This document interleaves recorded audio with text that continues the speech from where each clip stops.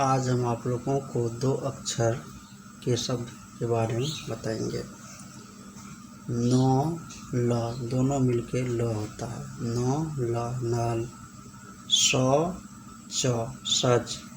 ध अलग है, न अलग, दोनों एक साथ मिल गया तो धन हो गया। च अलग है, ल अलग है, दोनों एक साथ मिल गया तो चल हो गया। इसी तरह और पढ़ेंगे। घर घर। ध न धन। च खचक। म तमत। ब डबड। र थरत। च डचड। झ टझट। न तनल।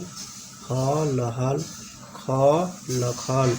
व नवन। द लदल। च लचल। ब सबस। क रकर। स रसर। ख टखट। ट नटन। न रनर। प थपथ। ब कबक। स चसच। प ढपड। ज लजल। फ लफल। य तालम सयस।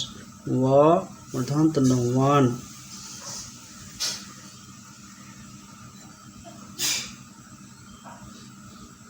ज लजल। भ रभर। र थरत। प रपर। च ढचड।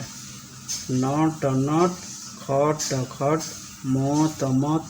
क ब नबन। नटखट मतबन। प थपत। च लचल। पथ चल। स चसच। क हक। सच क। घर घर। चल चल। घर चल। फल फल। च खचक। फल चक। स चसच। क हक। सच क। डर डर। मत मत। डर मत। जल जल। भर भर। जल भर।